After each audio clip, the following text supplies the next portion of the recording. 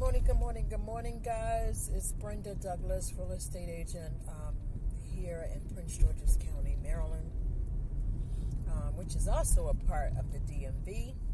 The DMV stands for the District of Columbia, Maryland, and Northern Virginia. I'm sorry, guys. I'm a tad bit tired this morning. You know, it's interesting. I love this time of year with daylight savings. I love it when it is lighter longer. The problem is I lose track of time. I lose track of time every time, especially if I am with family. If I am with family, I am in the moment. Time just flies, and then I don't want to go home, but then I feel like I have to go home. Right? So, happy Monday, right? Your motivation. Let me find some motivation for for Monday, right? Motivation for money for Monday. Your Monday motivation is just do it, right? Whatever it is that you want to accomplish or trying to accomplish, just do it. Do it afraid, just do it. Without question, just do it. Without worries, just do it, right?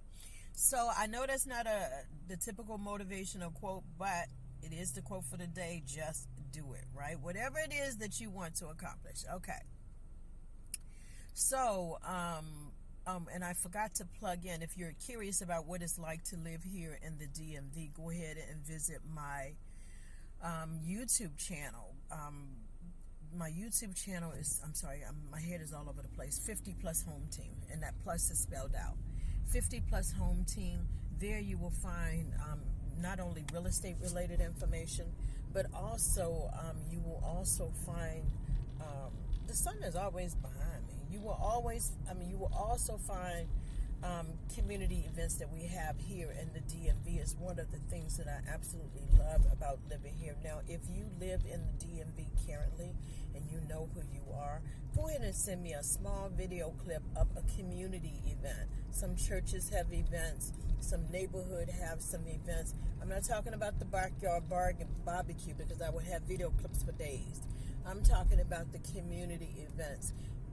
People who are not from the DMV don't understand that we have a lot of community events here in the DMV. We have the giant barbecue.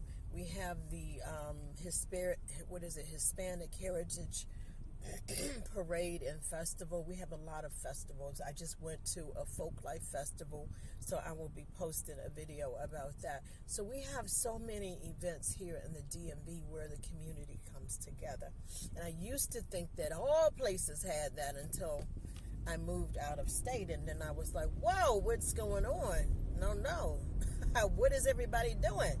How can I meet people, right? How can I engage? How can I even know what's going on, right? And then also the DMV also has nightlife. We have bars and things of that nature if you're in the city, or actually some people from Maryland commute to the city to get that. And there are bars actually in Maryland as well as Northern Virginia. But anyway, if you live in the DMV, go ahead and send me your video clips. And if you're curious about what it's like to live here, go ahead and be a part of my YouTube channel at 50 Plus Home Team. All right, guys. So today we are going to talk about how real estate is a team sport, right? It's a team sport, and there are many players in the transaction, right? There are many players in the transaction that work together to make your dream of home ownership. I know you're going to want to come over, yeah. That makes your dream of home ownership a reality. I'm going to have to get me one of them cell phone holders. This is kind of a bother, right? And all players must work together in order for the transaction to be successful and for you to become a homeowner, right? Or sell your home, right? So, who are the key players in this team sport called real estate? Well, first and foremost, you have a real estate agent. Now, let me just say that there is a buyer's agent and then there is a seller's agent or a listing agent. same difference. Listing and selling, the same difference. But there is a real estate agent in the transaction, and that real estate agent represents your best interest. Why, Brenda? Because a contract is a contract, and it can be written in many different ways, right? And people write contracts to protect their client's interests, right? That's why if you're a buyer's agent, or if you're working with a buyer's agent, then a buyer's agent will add contingencies and can add contingencies into the contract to protect your interests. Give me an example, Brenda. Okay, I will. A home, what is it called? A home inspection contingency. In other words, if this home inspection is not satisfactory, or if it's not safe, or if it's not something that I approve of, then I can back out of this deal and I can get my deposit back, right? Same thing for the appraisal. There are different contingencies. I want to say off the top of my head, 7 different contingencies that can protect you as the buyer or seller, right? Well, your real estate agent should be familiar with those. There are also addendums that can be attached to the contract to, again, protect your interest, right? And protect your money, right? So you can get it back and apply it towards the next transaction, or you can just back out of the deal safely without risking your deposit. A deposit sometimes is 1 to 3%, right? Of the 1 to 3%, right? Of the asking price. And so, I'm sorry, I'm trying to think. 1 to 3%, right? And so, that's well, it can be anything you want it to be, right? But they recommend that you put some skin in the game so that you can, because I'm thinking about sometimes people want to put $100 down, and none of the seller won't see that as a serious offer. So sometimes it's suggested. Oh my gosh.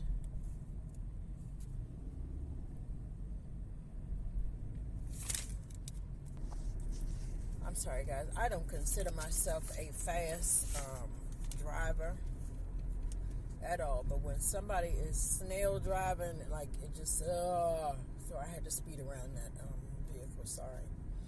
Now, what was I saying? Okay, either way, I don't care. If it's $100, if it's a penny, it's still my money. And so I'm very particular about that. And so you want a real estate agent to protect your interests, right? And there's so many scammers out there, right? But the main thing is the agent represents your best interest. And for those of you who are considering a new build or a new construction, understand that those people sitting in the office, I keep saying it, the people sitting in the office represent the seller and not you, the buyer, right? You need a buyer's agent to protect your interests and to know the terms and the terminology within that contract to protect your interests, right? Or they can write something or add something in the contract to, again, protect your interests, right? And they can explain things to you as well. So, the real estate agent, I don't know who has the light, but I'm gone. So a real estate agent is one key player in the transaction. The other one is a loan officer, right? A loan officer. Now, a loan officer, there's a difference between a loan officer and a mortgage broker, right? A loan officer is hired by the institution, the bank, the institution, the financial institution, right? Whereas a mortgage broker pretty much works with all banks, all banks and institutions to help shop for a better deal for you. You know, they shop for a better deal for you based on what your needs are. And so that is the difference between a loan officer and a mortgage broker. Whether you choose, and a mortgage broker, just to FYI, charges more fees, not much, but they charge more fees. But anyway, but they can shop for the better deal for you, and so that kind of evens it out, because if they get you a better deal, sometimes it's worth it, right? So anyway, the mortgage or the financial person, whether that be the loan officer or the mortgage broker, is another key player in the transaction, right? Then you have you. Why? Oh, very important, you. get out of here. And that car seems to be speeding. You, right? Either the client or the customer. Actually, it wouldn't be a customer. A customer has not signed any type of exclusive agreement with the real estate agent. So technically, it would not be a customer at all. A customer may be someone coming for a consultation, a free no obligation consultation. Whereas a client is somebody that hired a real estate agent to work on their behalf. So that is the difference between a client and a customer, right? So again, a client, you are the next key player in the transaction. And your role is to get the documents in time so that this transaction can go off with a hitch. Your role is to be realistic about the situation at hand, right? There's no such thing as a perfect house, but there is a house that's right for you. The other thing is every home can be made into something glamorous or luxurious, regardless of the size. Location is something that cannot be changed. So the key player in this, the client, which is a key player in this transaction, you need to be, I don't want to say open-minded, but I want to say you need to be informed about the decision by asking questions. You need to be open-minded in the fact that you're not going to find the perfect house, but you will find a house that's right for you. You need to be realistic about your prices. You need to be, by looking at everything that's in the, not everything, but looking at the current market values and what buyers are willing to pay for in today's market, not when you purchase your home. Are they getting ready to walk them kids across the street? I hate that. They need to hold. Oh, that's a family. You need to hold that baby's hand. Jesus. You, the client, need to get the documents in on time. Whenever they say, hey, we're missing a signature. Hey, we're missing this document. We're missing this document. That document. You need to be on the ball with getting that. In terms of the HOA documents or the utilities, if you realize, if they ask you, well, how much do the utilities run regularly? Well, you pay the bills. You should know that answer. Now, it'll fluctuate, yes, of course, especially between winter and summer. You know, the rates change in terms of your bill and how much it is. But for the most part, you have an overall ballpark figure, right? Whether or not you pay a front foot fee, that is a water bill fee. That is a water bill fee as an addition to your water bill. You know whether or not you pay an additional fee for the water, right? All of those things need to be disclosed, and you need to discuss it. So communication, you need to communicate as a key player, and you need to be involved as a key player. It is all right for you to take part in the search for your house, right? Some people say, oh, I hired them as the real estate agent, and yes, that's true, but understand that you are the one that has to live in this community. You are the one that has to live in this house. And not only are you just buying a house, you are buying into the community. So do your research. Go to the neighborhood all hours of the day. And that's why it's good to, again, meet with the real estate agent. I'm sorry, to know your buying power. It's good to know your buying power. Why, Brenda? Because you can search within that price range, right? And you can find things on the market that are within that price range. And that can help you to be realistic about what it is that you can afford, right? The price range can help you determine, okay, I can be closer, I can live closer into the city, or I need to move further away from the city, because sometimes, the further away you get, the cheaper it can be in some cases, right? So it'll help you to make a realistic, help you to be realistic about the situation, right? So you as the client, you need to do your research also. Once you have your buying power, then you can look online and do your searches, right? And then the real estate agent will, of course, look for their searches and also tap into their networks, because sometimes agents say, hey, I got a listing in this area, please bring your buyers. We're like, yay, right?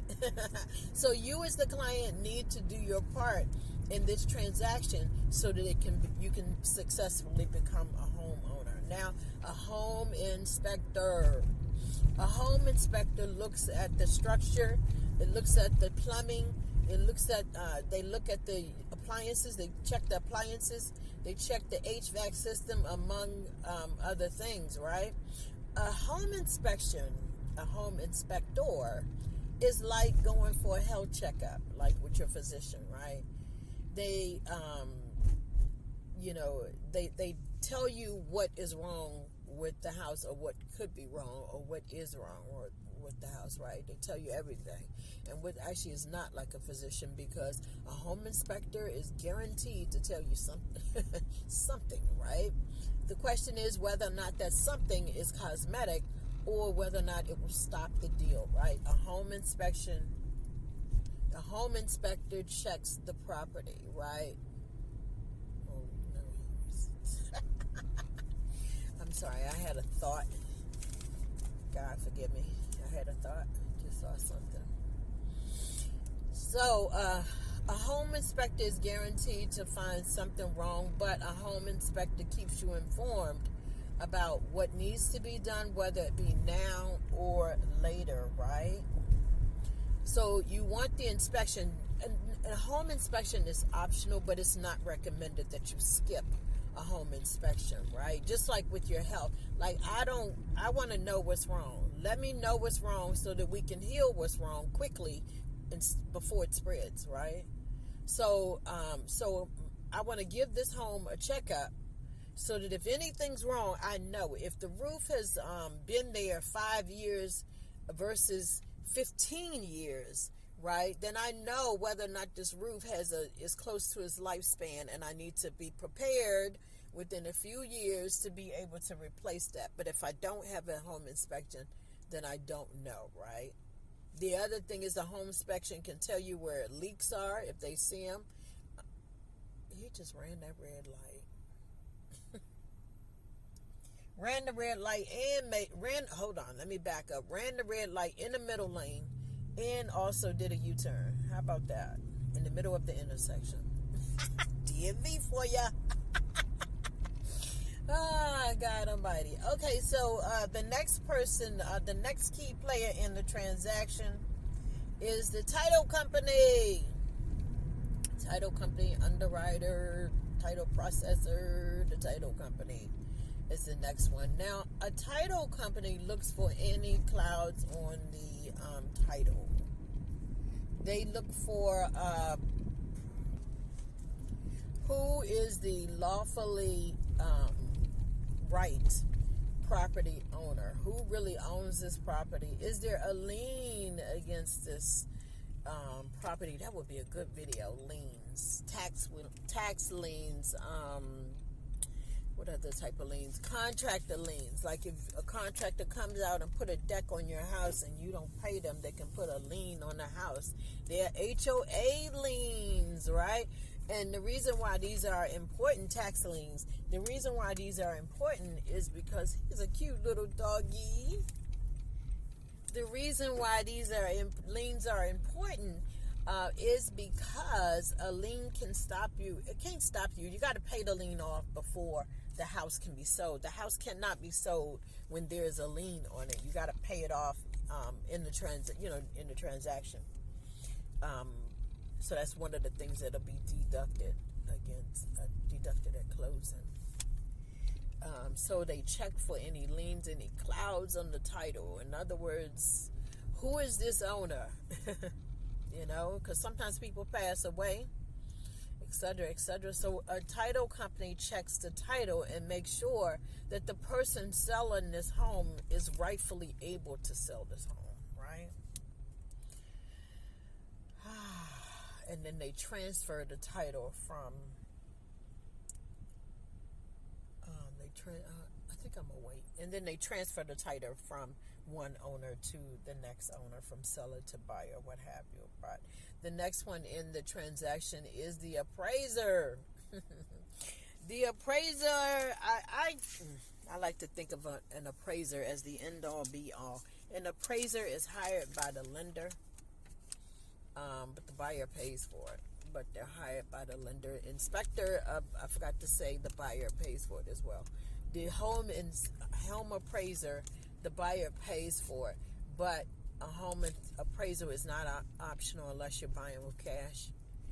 an appraiser, but if you're going to get a loan, you need an appraiser. Okay, the appraisal again checks for structures. It makes sure that the size, the square footage it pretty much confirms that everything that you said about the house or that's been said about the house is actually accurate, right? They take pictures, they do measurements, they check the structure and everything. So they don't do as detailed as a home inspector, but they do check the structure and the plumbing and things of that nature, because if the appraiser says that some things need to be checked, that's not optional, or fixed, it's not optional. You won't get that loan unless those things are fixed. You will not get those things unless that those things are fixed. So an appraiser works on behalf of the lender, and once the appraiser also sets the dollar amount. They don't set the dollar amount, but the appraiser tells you. The appraiser assesses and does their own home value, and this is separate from excuse me.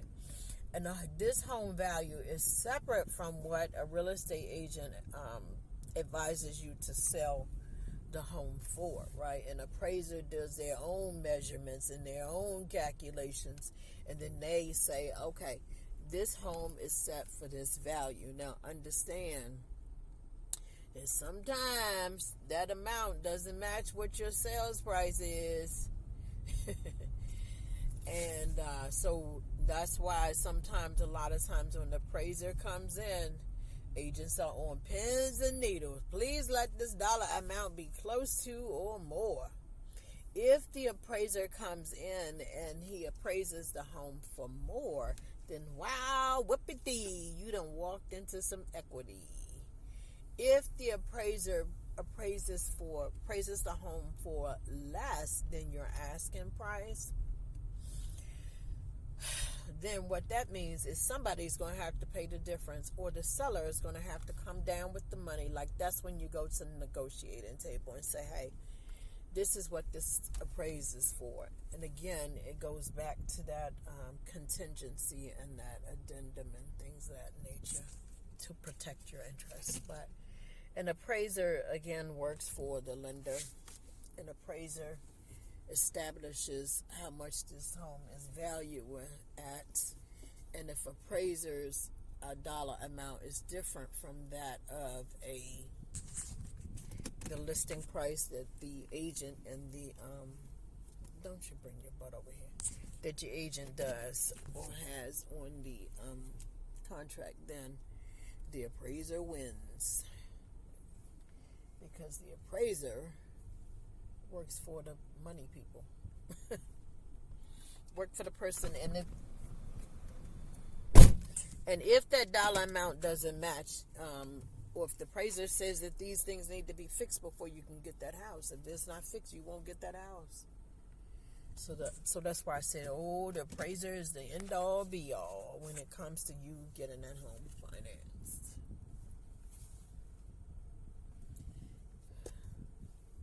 I hate it when I back up and I be all on the light. Not on the light, what is it, the line. Okay. And excuse me. And then the last one, actually that's not the last one, but then you also have home insurance. So the home insurance agent is the next one on this, and that reminds me, I want to get my property insurance license. I'm going to work on that. I'm going to go ahead and pay for that. Anyway, you need insurance on the home before they will give you the loan, right? So a home insurance agent is the next key player in the transaction, right? You need to buy insurance for your home in the event that there's a disaster, a tornado. Some people are in flood zones, right? In case there's a tornado, there's a hurricane. We have both of those here in the DMV, and we've even had earthquakes sometimes, right? So you need home insurance. It protects if a tree falls down, if somebody drives into your home. We've had all these things here in the DMV. And so you need homeowner insurance, right?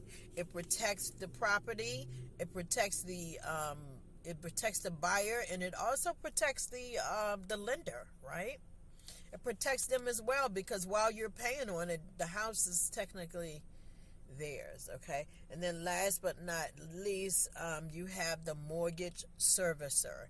Now, the mortgage servicer is the company that pretty much services the loan. So they collect the payment from you, they they divvy up the funds. They collect the payment from you, they send some to your tax people, they send some to your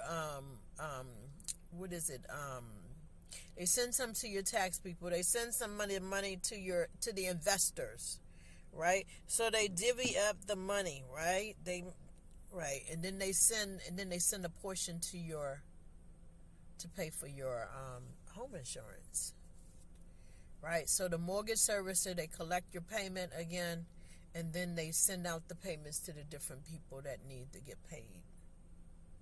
All right, guys, I hope that was helpful. Thank you so much for listening. Have an awesome day.